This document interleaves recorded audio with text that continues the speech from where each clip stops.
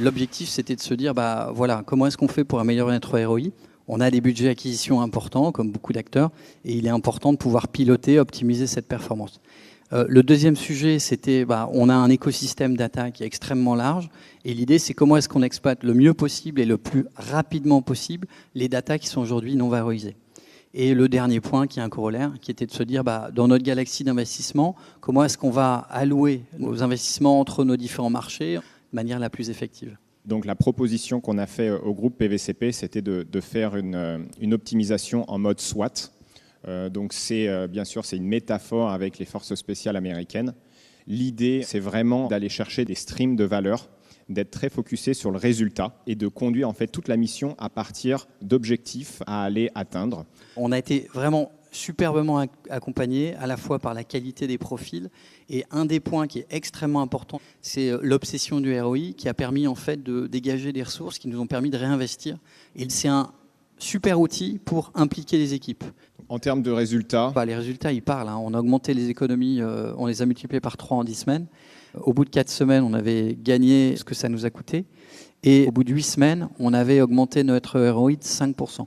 Donc ça, c'est très bien. Et c'est un autre intérêt, c'est que quand vous dégagez de l'argent, vous pouvez le réinvestir. On a 3 grands chiffres chez Artefact qu'on essaye de mettre en avant. Le premier, on a découvert avec tous nos projets qu'on pouvait augmenter de 28% la précision des algorithmes sur du scoring d'audience, par exemple, ou de la prédiction d'achat. Plus 28%, c'est des millions d'euros à la clé.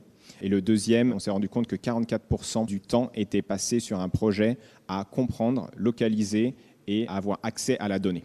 Et donc aujourd'hui, avec le groupe PVCP, l'idée, c'est vraiment de faire passer ce 44% à 5% maximum et d'utiliser ce temps pour vraiment aller chercher la valeur pour le groupe PVCP. La data quality avec le groupe PVCP tourne autour de 3 piliers. On a créé un rôle de data steward et on a créé des rôles de data SPOC, donc Single Point of Contact, qui ont la responsabilité vraiment de la qualité de la donnée. Tout ce microcosmos a été enrichi grâce à des outils où notamment on a créé un dashboard de data quality. Et ensuite, le dernier point, c'est des instances où là, on fait rencontrer les outils avec les équipes, donc le data steward, les SPOC. Et toutes les semaines, en fait, on a des revues très proactives de la data quality pour justement éviter en fait, d'avoir des mauvaises surprises et d'avoir en fait, des plans d'action très précis sur comment répondre aux problèmes de data quality. Cette approche qui est très vite des gains qui permettent de faire des transformations sur quelques axes qui eux-mêmes génèrent de l'efficacité de 2 façons. 1, parce que vous continuez d'améliorer votre ROI et 2, parce que vous aidez aussi à améliorer l'efficacité de votre organisation. Par 2 choses, vos équipes sont formées en fait avec les meilleurs outils et ils ont du temps à passer pour continuer à apprendre parce qu'on sait très bien que dans le digital, si vous n'êtes pas systématiquement en train de réapprendre, vous allez passer à côté de nouvelles choses. Donc ça, c'est le premier point.